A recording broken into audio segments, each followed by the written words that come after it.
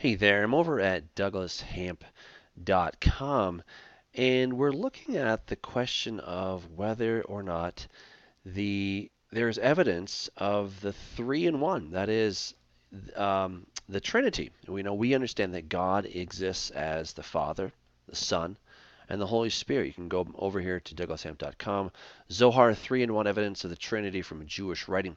Now, anytime I use something other than the Bible, I seem to get blasted by people saying, "Oh, Doug, you're promoting, these other texts," but I'm not. I'm using this as a source to see if there's something outside of the Bible, outside of Christianity, that would support this idea of the triunity or the Trinity. Now, part of the trouble, as I see it, is that we have defined the terms in a way that may be defined a little bit differently than how the Jews have thought of God. Because you see, they've always thought of God as, of course, being God himself, right?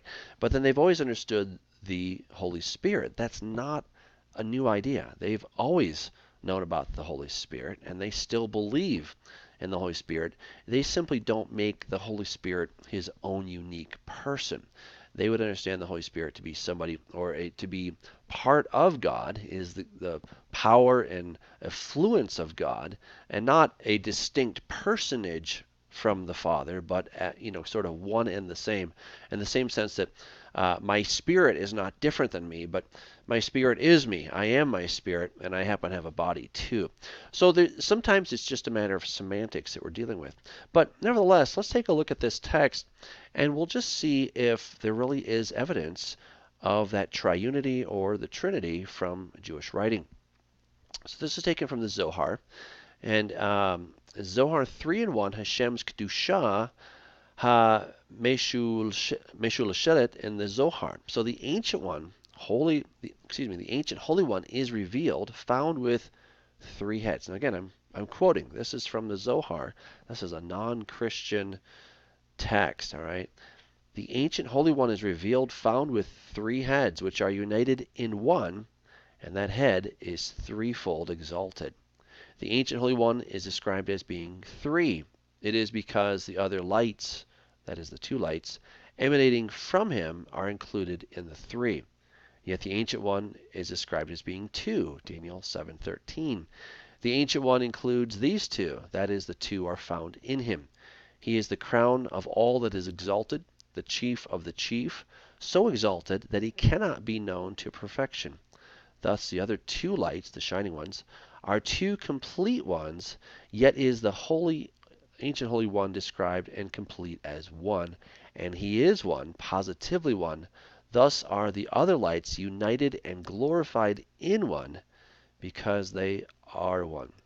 When you read something like that, you say, it has a lot of flavor of the Christian concept of the Trinity. Now, again, it may just be semantics. There may be some more important underlying differences that are in there.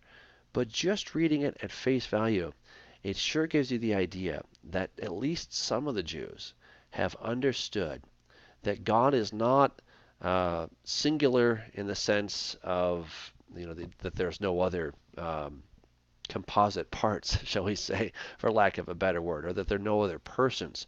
But I think their definition of a person may be different than the way the church has, by and large, defined God.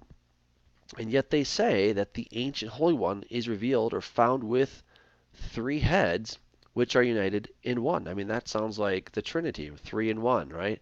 That's what we talk about. We think there's one God who exists as the Father, who's the source, right? Then you've got the Son. He is the manifestation. He is the presence. He is the light of the of God.